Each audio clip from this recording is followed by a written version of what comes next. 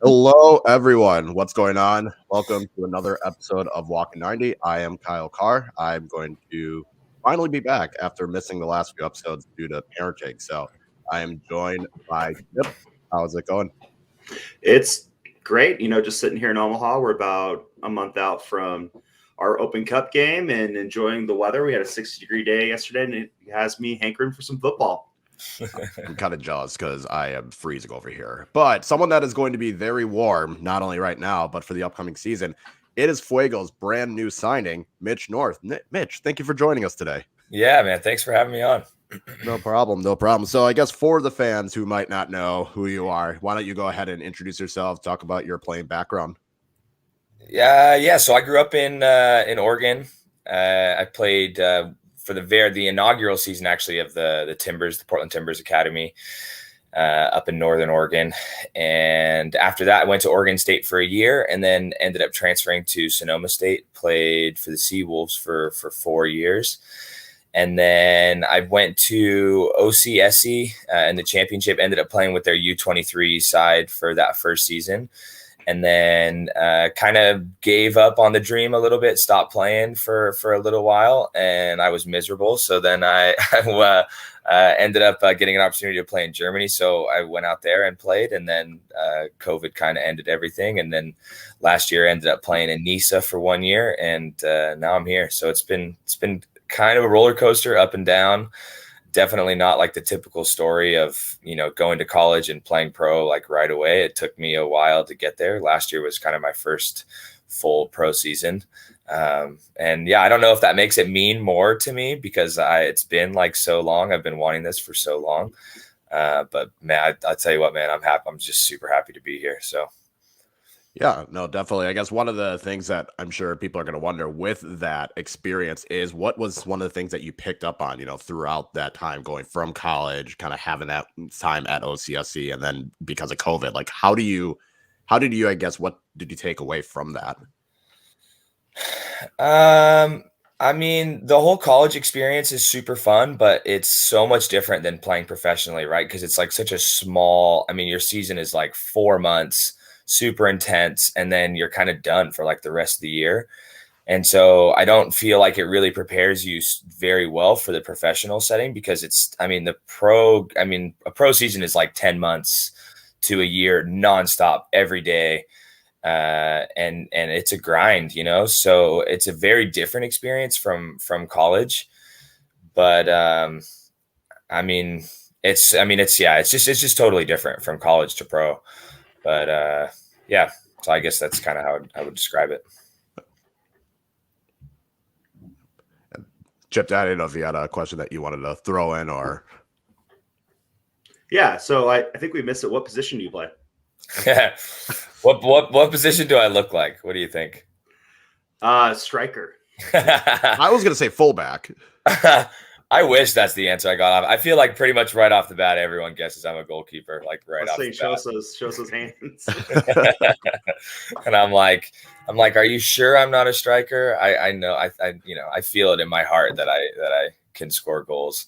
No, I'm a goalkeeper through and through. I definitely cannot play any other position. So you're not going to go over there and try and, for the corners, go up and try and head one in. Right. Yeah. I might do that if it's late, in the game and we need a goal. I have scored before off of a corner kick off a header, but yeah, I'm not going to go up without the coach's permission. That's for sure. I know last year our goalie knew who Cruyff turned a player. So wow. Respect for the goalkeepers. You guys can ball out too. You're just not the guy behind the post. So. Oh yeah, you have to have good feet now. Goalkeeper, it's a requirement, man. You have to have good feet. I don't know when they changed the rule, but in the 80s, you used to be able to pass the ball back to the goalkeeper and pick it up with his hands. Could you imagine? It's like a totally different sport, late in the game, just pass it back and pick it up. So the game is totally a lot of time wasting. Oh, for sure, man. Could you imagine? Oh my gosh. Yeah. Late in the game with a 1-0 lead, you just knock it back to your goalkeeper, pick it up, roll it out, kick it back, pick it up. So I yeah, you got still to be feel like good the with your refs would feet. have found a way to call a drop ball or something in USL League One. That is something you will learn quickly. But yeah, so I guess why Fresno, why Fuego, why the Fresno area? What intrigued you about it? Was it, did you have any connections with the coaching staff, or was it just kind of by chance? Yeah, I mean, just kind of like a little bit about myself. So my mom was born in Modesto. So and I spent a lot of time in Modesto growing up. So I kind of felt like I was coming home a little bit because I spent so much time in this area. And I know just the way that, because I played PDL with Burlingame Dragons against Fresno when they were a PDL team, and the fans were bonkers. They had so many people at the games. I love the way that Fresno like to play. They like to keep the ball on the ground. They like to play out of the back from their goalkeeper, which has always been one of my strengths. I like to have the ball at my feet. I feel really comfortable with the ball at my feet playing under pressure. So I just felt like it was a really good fit, in terms of my background. I know the area. I know how the team wants to play, and I was really looking forward to playing in front of a bunch of fans. So that was why, I really wanted to come here, and the coaching staff seemed like they wanted me. So it seemed like it was kind of meant to be. So I think that's really the coolest thing that Fuego's been doing.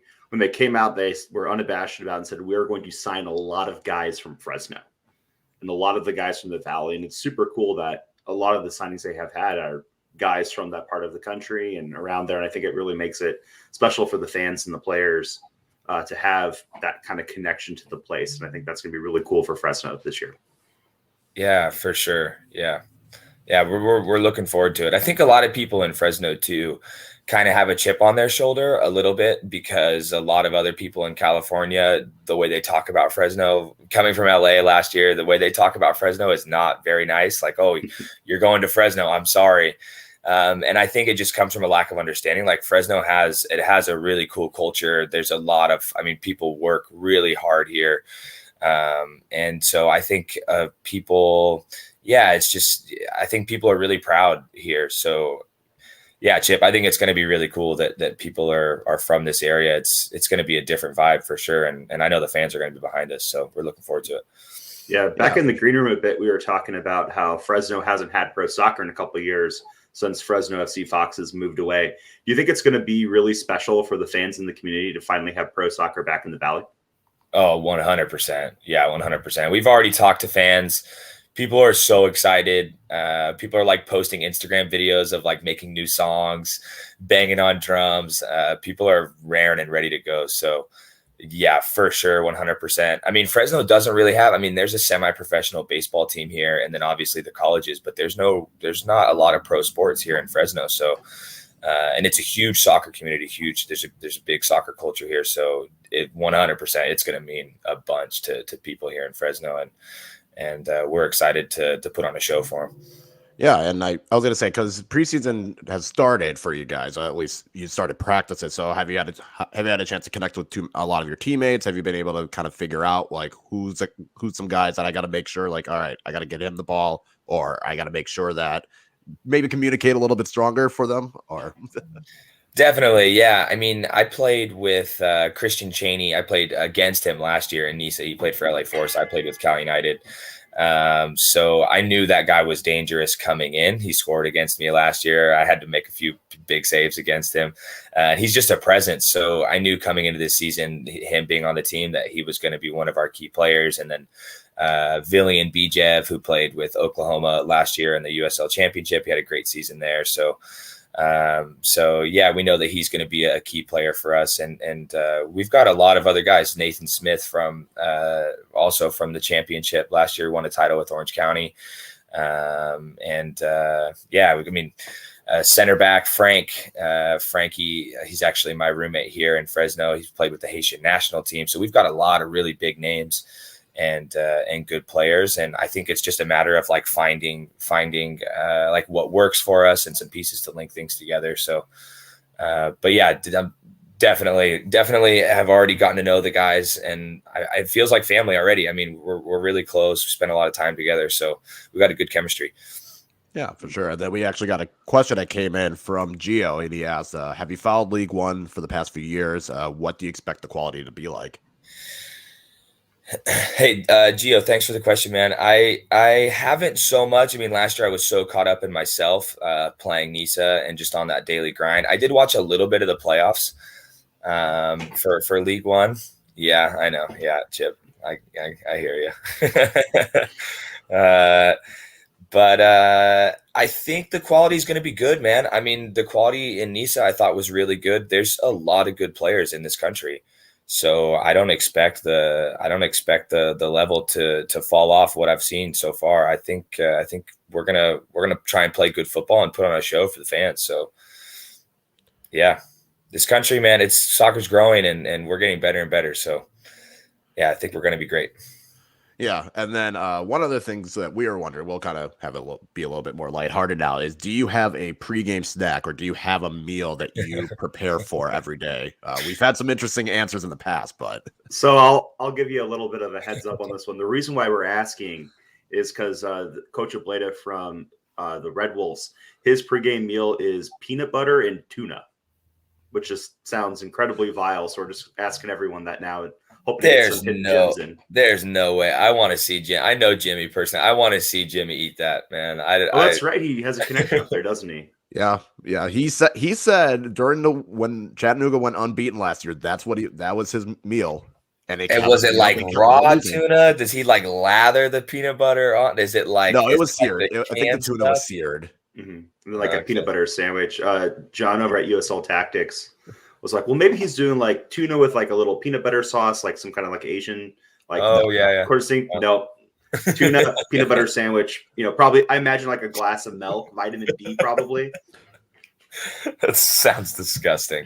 It's pretty gross. At least it's like good. I mean, if it's like seared ahi, at least it's like good tuna, not just like I'm when I first heard it, I was imagining like mixing, Right from the can. Yeah, exactly. Just like mixing the peanut butter in the can, I wonder how good the tuna is though in Chattanooga though. Yes, well, you can ship anything anywhere now. That's Free, true. probably I mean, fine. they're not that far from an ocean, at least. Yeah, So I mean, I'm in Nebraska and we have a James Beard Award sushi place 6 blocks from my house. So what a time to be alive, I guess, right? you can Yeah. get good food can be anywhere. But yeah, so we'll let you answer that question, Mitch, with the pregame meal. I'm not like a huge eater. I try and do like the intermittent fasting thing where you don't eat until like 1 o'clock every day. So if it's an earlier game, I'm not eating. I'm not like a big breakfast guy. So I won't eat if it's earlier. If it's later in the day, I feel like, if we're on the road, it's usually like the classic, like some sort of protein and then like a salad and pasta is like kind of the classic like pregame meal. So I don't have a lot of, I certainly am not eating tuna and peanut butter. I don't have a hot take for that one. Well, I guess it's also Pretty different boring. when you're not out there, when you're just standing, when you're on the sideline, you don't have to worry, chasing guys down and have to sprint all the time. So I guess it is a little bit different. Right. Yeah. Right. Well, I know the unofficial meal sponsor of post game in USL 1 seems to be Chipotle. So, I can get behind some Chipotle, man. I mean, I'm not sponsored by Chipotle. You think I would? You would think I am by how much I go there, but I'm pretty sure I ate there on every single road trip last year. That place is, yeah. I mean, it's like healthy and fast, relatively healthy and fast. They've gotten it together in the past few years now, so like you can trust it again. Yeah. no more Oh listeria. yeah. I went there right after the E. coli outbreak. I didn't really, I never let that bother me. I went before the outbreak, and then there's another place called Pancheros, which is the same thing as Chipotle, just a different place, and it's more Iowa based. And that's been my go-to now because they deliver at the time. Gotcha. So that was kind of a nice. Kyle's like, I went there before. I did get E. coli, and I'm never going there again. I I did. used to be a size triple XL, and now I'm not. Thanks to Chipotle diet. Chipotle made me skinny. Chipotle got me in a Puma kit, so that's always a luxury. No, but what are some? I guess with their interest in soccer, how did that come about? Was it just like, oh, why not? I know probably being out in the Pacific Northwest, they are big on soccer. So was it just like everyone else was doing it? Did you have like family that was involved, or? Yeah, so I actually grew up. I mean, Oregon. I mean, yeah, it is Pacific Northwest, but I grew up in Southern Oregon. So I was actually born 12 miles from California in a town called Ashland, really small, and soccer was not huge there. But my older brother played. His name was Matt, and he was kind of like my role model growing up. I wanted to just like anything he did, I would like style my hair like his, and he was just kind of the guy I looked up to. And he played soccer, so I played. And then my dad got really into it because he was into it. So my dad started coaching, and he was my brother's coach. He was my coach. So my dad was definitely a big influence in that. And then I had a high school coach who was also a goalkeeper, and he had played in Germany. And I just thought that was like the coolest thing, that you could actually do this sport for a living and go play like in other like exotic places. Like for me as a kid, I was like, that is just the coolest thing ever. That's what I want to do. That's what I'm going to do. So he was a huge influence. His name was Dave Kaufman, and he actually played at Sonoma State, which was a big reason why I ended up going to Sonoma State. So he was like a huge influence in kind of my soccer path. So that was kind of like the story. And then I just fell in love with it, man. I mean, I feel like for most athletes, it becomes an outlet. You have struggles, whatever, you got stuff going on in your life, and you can just go onto the pitch and play and forget about all that stuff. So it just became a huge outlet for me. It was my safe place. It was kind of my place of peace. And and it's just become my passion. I mean, I've never done anything that's fulfilled me so much. So nice. Yeah. Is it the same way with FIFA? Are you kind of a FIFA guy? So funny. It's such a love-hate relationship with FIFA, man. I love to play. It's a great way to pass the time for sure. But people are just way too good. I mean, you're just getting smacked by like 14-year-old kids. And it's like I'm 27, man. I'm getting too old for this, Yeah, I know. Greenville, there's like a lower league E Cup where they all play FIFA, and Greenville has this like Salvadorian guy with like a super long hair who's really weird that is really, really good. So I think he's the one asking the question. I think he's trying to challenge you to a FIFA game. I'm sure he would wipe the floor with me. I'm not bad. I can hold my own. I'm usually one of the better ones on the team that I'm on. But I'm not. I mean, in terms of like these guys nowadays, I'm definitely not up there. But I gave up on that like 5 years ago, and I am a football manager person instead. That is yeah. So that is where I shine. FIFA, no. My brother is 5.5 years younger than me. He wiped the floor with me, and I actually picked a good team, and he was, I think, like Celtic or something. He just kicked my ass. I was like, okay. I see another question there. Career mode or foot champs. I almost like all foot champs. I got into Ultimate Team, they call it, FIFA Ultimate Team. I got into that when I was in college and got super into it, and I've kind of fallen off the last few years, but there were definitely some years I was spending way too much time playing Ultimate Team. Time and money. Yeah. I never spent money. I know people out there are spending actual money, but I never did that. I would invest a lot of time and like get on the transfer market and buy and sell players to make money. And I always thought, I was like, I could actually get on the real stock market and make real money with this time. Instead, I'm wasting my time. But yeah, I never got into the FIFA Manager. I've heard that's really cool. I've never been into it, but I have some friends that have played and they're pretty into it. Yeah, sounds like Mitch is an aspiring crypto bro with that last comment. It's going to have little Dogecoin logos on his gloves during the game. Just flash them to the camera after he makes a save. I have a little bit of crypto, not a lot, but I did put a little bit of money into it. So we'll see where it goes. But what about the NFT game? Are we going to get involved in that? Oh man, I can't. I mean, I'm not an expert on it. I can't see it lasting. That one doesn't make much sense to me. Crypto makes more sense, but I don't know, man. I'm shocked. I won't be buying them for sure. Yeah, I'm shocked Madison hasn't done an NFT yet. Personally, give it time. Sure, the wheels are turning there. I'm not saying. I'm just saying, give it time. So I've joked online that Fuego's like the opposite. They're like the anti-Madison. Madison will like hype up like an announcement for like buy one get one chili dogs at a game, and Fuego's just like honestly. Let's do a Skyline chili night and see what happens. Let's go.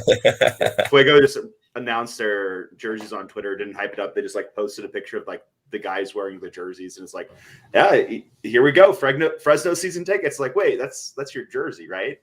I think the weirder part for me was with Fresno. It's kind of like with Fuego, it was like they had gone all winter like the most of like the end of the season, like November, December, not a coach announcement, not a player announcement. It was just like, what? Are you guys okay? And then all of a sudden now it's just been like bam, bam, bam, bam.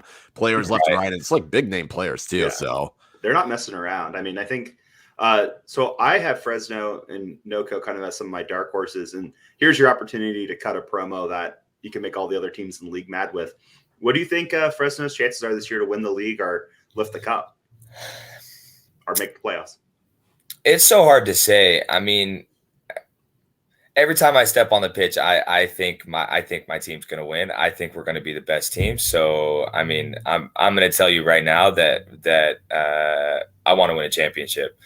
So I don't really know what the other squads are going to look like. Like I said, I only watched a little bit of the playoffs last year, so I don't really know how good this league is going to be, how good the other teams are going to be. But we're going to bring it, man. I mean, Fresno's going to be a tough place to play. We're going to have a lot of people. It's going to be a rowdy environment. So we're going to have a huge, huge home field advantage for sure. And I think if we get the right pieces together for this team, I think we're going to be a force. So I don't know. It's hard to say exactly, but I want to win a championship. Yeah, definitely fair. The videos of I can't remember the name, but it's like the Fired Fuego drumline people. Right. It's crazy. They've got more drums than like I've ever seen at a League One game. And this is for a team. I know they played before, but it's crazy seeing them come out the gate with, like 50 bass drums, a bunch of horns and everything else. Like it's gonna be crazy up in Fresno. I really want to be out there for a game this year. Yeah, for sure. Yeah, for sure. Yeah, you guys will have to come out for sure. Mm-hmm. I will try. And then we did get one question coming from G Collective. What is your favorite or must-watch sports documentary? Ooh. I think my favorite one was the story of I think this counts. It was the story of Leeds United and their like come up to, I forget the name of it exactly, but it was like Leeds United's story of them coming up from the championship, and that like first season how they were super close, like got eliminated from the playoffs, and then the next season they had ended up getting promoted.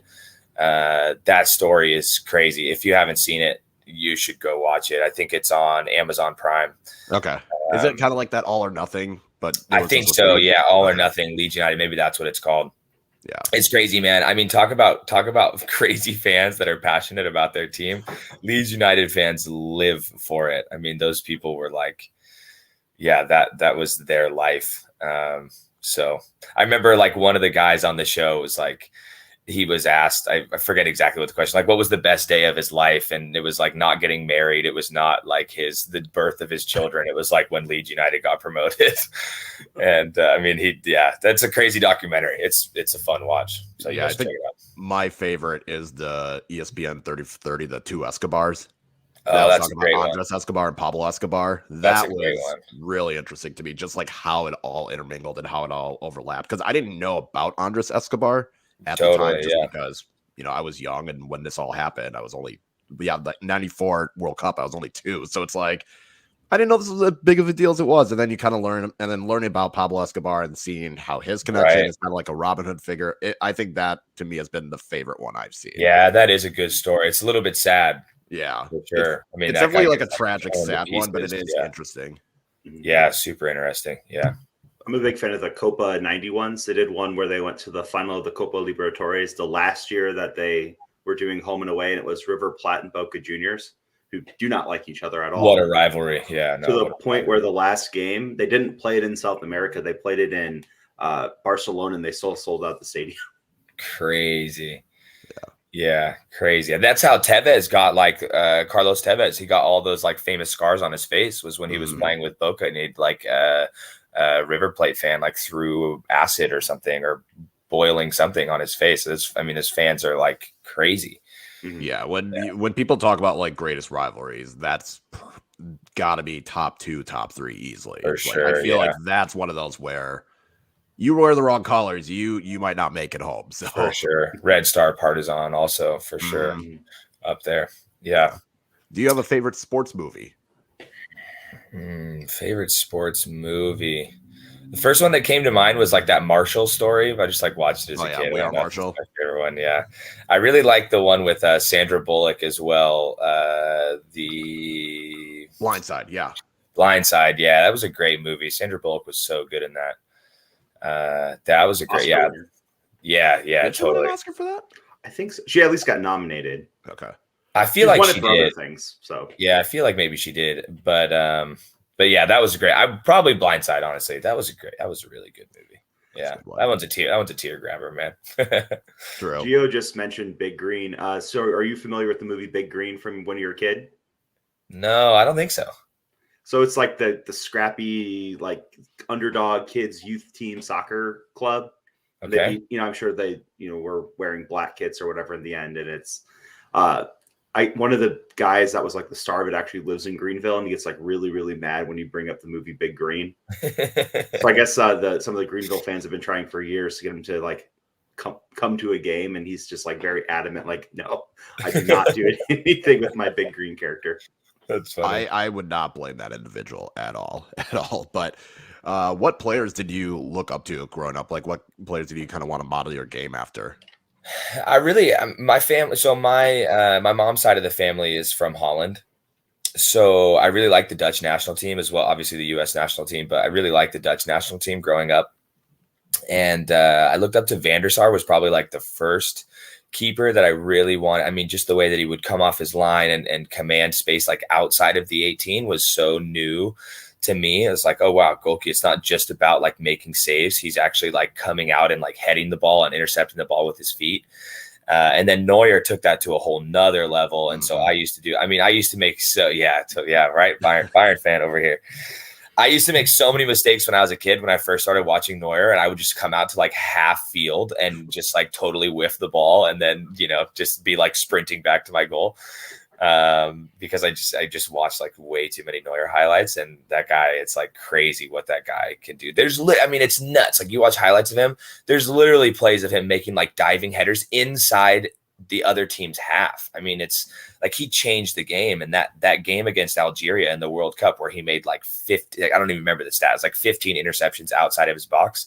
I mean, there's never been a goalkeeper who like in one game, like changed the position, changed like what people thought goalkeepers should do in one game. And I don't even think Germany played that well in that game, but he like changed what people thought a goalkeeper should be. So him and Van der Sar are definitely the two biggest influences. Gotcha. Sure. Yeah, I was gonna say with Neuer, I feel like even though like you could think you could do what he does, but he's just so good, and I feel like there's been no one that's been close to trying to replicate it, or at least it's gone very poorly. I think of Ederson trying to come out and do it, and then Salah lobbed it over in like 2018.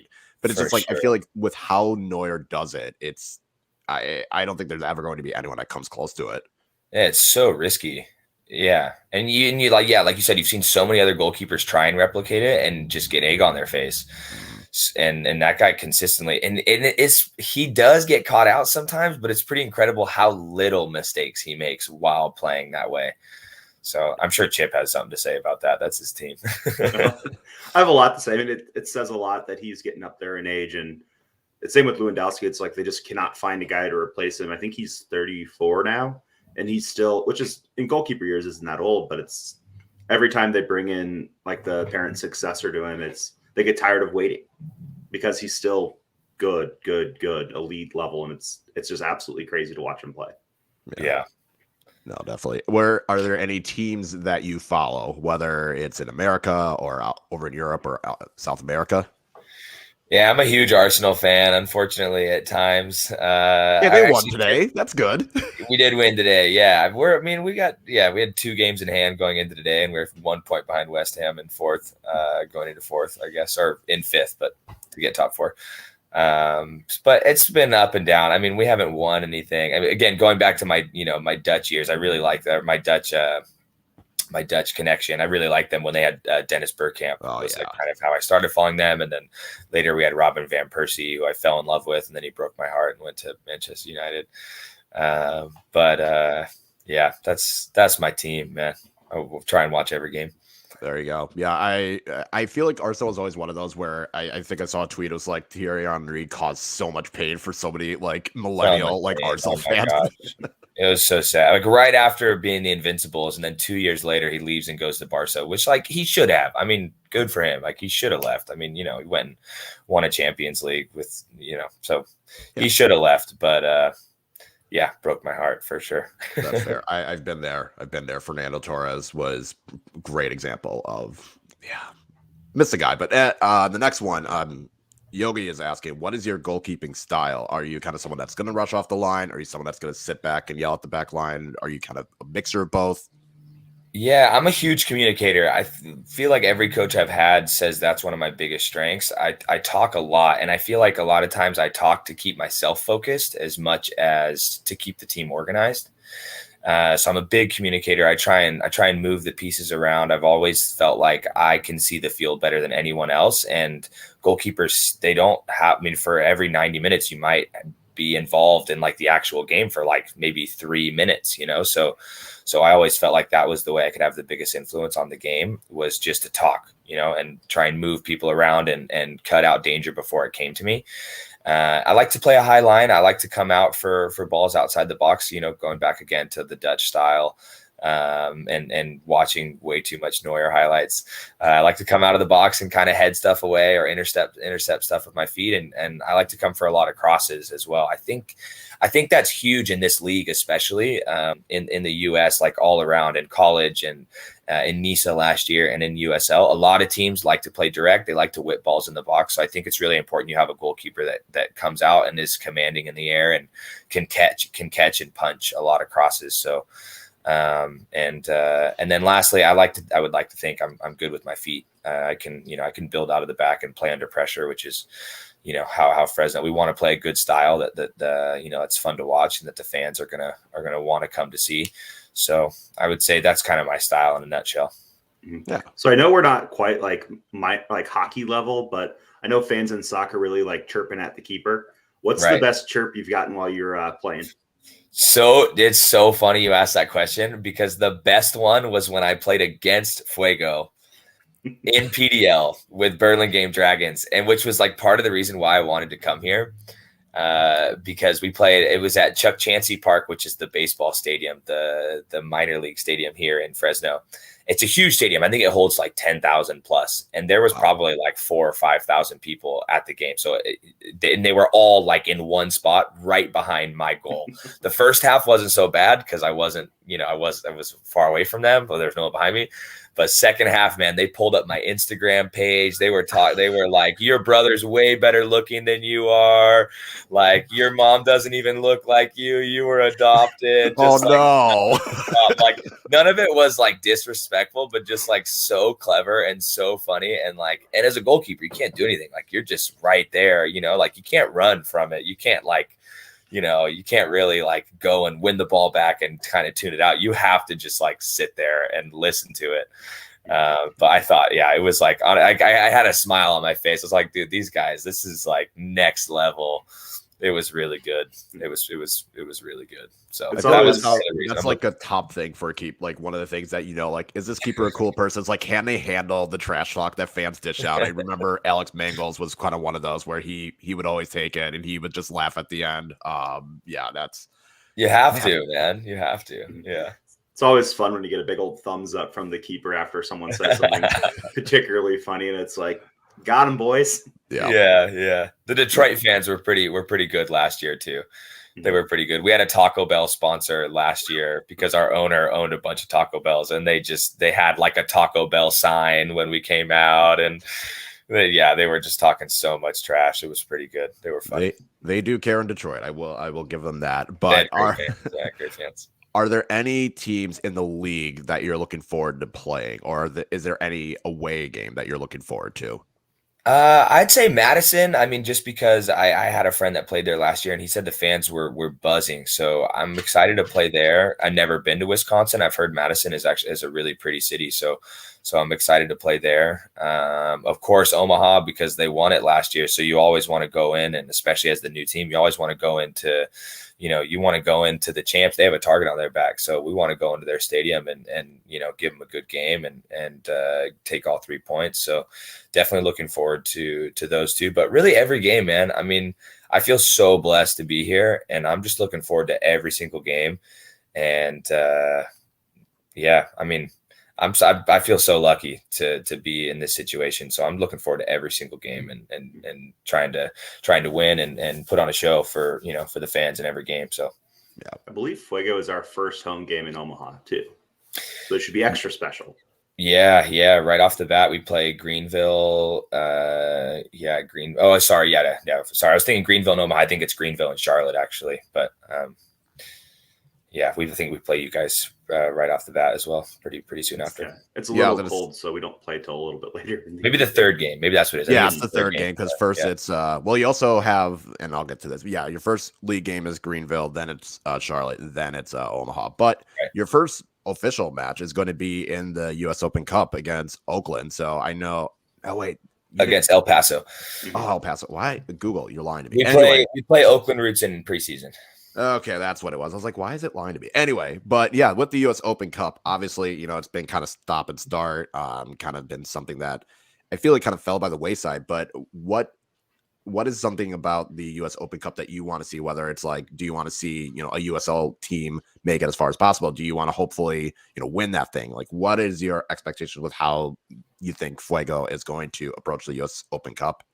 Oh, it's massive. I think I don't know how you guys feel about the Open Cup, but for me, it's the coolest part, the coolest competition, I think, in like the US soccer system. We don't have promotion relegation, so you don't have that like intermixing of teams that you have in Europe. So the Open Cup, where you can have these giant slayings and these like teams coming up and players getting signed from these lower level teams because they're making these huge runs, is like our closest thing to a Cinderella story, really, in like the US soccer system. So it's huge, man. We're for sure gonna field our best 11 for all those games and try and make the best run that we can. And for sure, you're always hoping for other teams in your league to do well, because the better the league does, it's better for everybody. So you definitely want those lower teams to get that recognition. So yeah. Yeah, no, we touched a bit on it in the green room before the show, but do you think the fans in Fresno would be excited for a matchup for some Monterey Bay in the second or in the third round of the tournament? Oh yeah, for sure. Yeah, I think going back to Fresno having a chip on their shoulder, yeah, definitely. Monterey, having that history of being here in Fresno and then upping and leaving and moving over to Monterey Bay, I think they would definitely like to have that one in Fresno, preferably. I think they would be pretty stoked on that. So I feel like the fans will travel regardless, though. I have a feeling those fans are going to travel if it is over in Monterey. But Monterey is not a bad place to travel to. So that's true. That's true. But speaking of the fans, I know that's kind of one of the biggest things with this league is obviously like the connection that the players have to the fans. So what is something that you're hoping to achieve this year in terms of getting in touch with the supporters of Fuego? Yeah, I mean, we're kind of an open book. I mean, we live in the community. The community's not very big.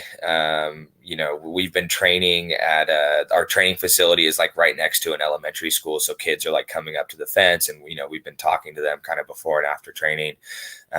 This community, it means a lot to me. I mean, I've already started running coaching sessions for some younger kids in this community. It means a lot to us. So yeah, we're definitely hoping to put on events and do community service and help out in any way we can. So. All right. And then I got one last question. This is kind of my fun question. If you can pick any player to play with you, it could be, a current player, former player, a teammate, anyone in the world, who do you want on the field with you? Like right next to me, or like any position? Any position. It could be any position, any player. I mean, I'm taking Kylian Mbappe right now. I feel like that guy's the best player in the world. So I want someone to score a bunch of goals. So I'm taking that guy. I mean, there you go. I know people might disagree with me, but I don't know if anyone watched Real Madrid versus PSG. And I don't want to be that guy that like overhypes watching one game, but that guy might just be the best player in the world right now. He's right there. I feel like he's very close. I'm not putting him there yet, but he is very, very close. I'm picking Sadio Mane because he's my favorite player.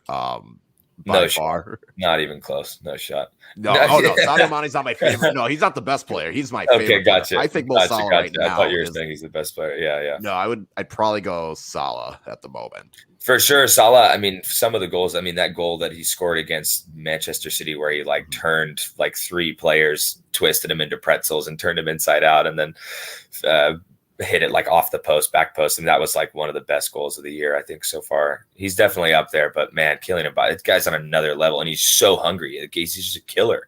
Like every time he takes the field, he just wants to score and score and score. So, oh yeah, you think he's staying at PSG, or you think he's going to Real Madrid? I think he's going to Real Madrid, honestly.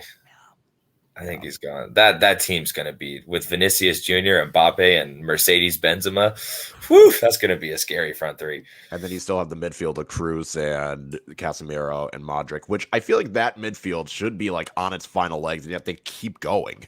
Yeah, somehow. totally. You've got guys like Camavinga, though, and you've got a lot of young players that are going to come up, and they'll have to pass the torch too. And Modric's like 55 years old. He's not feeling pension or something like that. He looked old back in the World Cup, and he looks even older now. That guy looked old when he was born. I swear. True. He's going through. It's like I keep forgetting that he's not like old, but he's not young. It's kind of like one of those, you're still not retired or something. Like you haven't been phased out the team. Like a team like Real Madrid, you would think like, okay, maybe there's a young up and comer, but he's still got it, man. That guy can still play. He's definitely lost some pace, but that guy can still keep the ball. Yeah, he can still put a pass anywhere. Well, it's like Thomas Muller. It's like how are you still playing? He's never been like fast or anything, but it's still like, he's led the Bundesliga in assists like the past 2 or 3 years, and just every time they try to replace him, it's just like, well, no, sorry, I'm still good. Yeah. He's so consistent too. Like for so many years, he's been so consistent. How old is he now? He's got to be like 36, 30. I think he's like 34, 35. Thomas Muller is my age, and so he's 32. Okay. Wow. So he's just been around. About to turn 32. He's just been around for forever. Yeah, he's going to be the guy that when he retires, I'm going to feel like really, really old. Because it's like, man, that guy's like the same age as me. Right. And he's just like, I'm too old to do anything anymore. And it's like, ouch, I feel that one now. I think Ian Wright's grandkid playing professionally is that one was like, oh, okay. Yeah, that one was a trip. Yeah, that was a trip for sure. He is a baby though. Like he looks so young, it's not like when he gets old, I'll really feel old, but he looks like a child still. That's fair. And what do you do in your free time? When you're not practicing, when you're training for matches, what do you like to do in your free time? Yeah, so I did a lot of coaching when I was back in Los Angeles last year. I did a lot of coaching. I feel like it's important to work with kids. I feel like I should give something back because I feel so blessed to be in this position. And I remember what that was like when I was a kid. Getting to work with like older guys, college guys, whatever. I didn't work with many pro guys, but I looked up to those people a lot. So I try and, coach as much as I can, as much as my legs will let me. So I'll be working with a lot of young goalkeepers and young players in the area. I'm going to be trying to get better at FIFA so I can take on the guy from El Salvador, so I can give him a run for his money. So I'll keep practicing there. I like to read, man. I'm a big novel guy, so I read a lot of books. And, what book are you reading right now? If you are I'm reading a John Grisham. I read a lot of John Grisham novels called The Client. I like World War II history. I've read a lot of World War II books and just like looking at my book collection now, a lot of soccer books. And I just finished the Sir Alex Ferguson documentary not too long ago. So man, I mean, mostly I'm thinking if I'm not like playing soccer, I'm thinking about it. I'm coaching it. It's kind of consumed my life. It's hard to think about anything else. So yeah. Is that something you would want to be, when you're done with your playing career, is kind of go into youth coaching? Yeah, definitely. Yeah. I mean, I would love to manage a big club. I would love to coach at the professional level or at a really good college program. That's always what I wanted to do when I was a kid. So definitely I'm going to play for as long as I can until my legs get out, and then And then, yeah, definitely gonna try and get in. Just stay as close to the game as I can. I can't imagine doing anything else. So Yeah. Well, I guess if you're an away fan, that's something you can do for Mitch. Bring your book suggestion and chuck it down at him while he's warming up. Or just Bring him some provide reading material for spoilers. the ride home.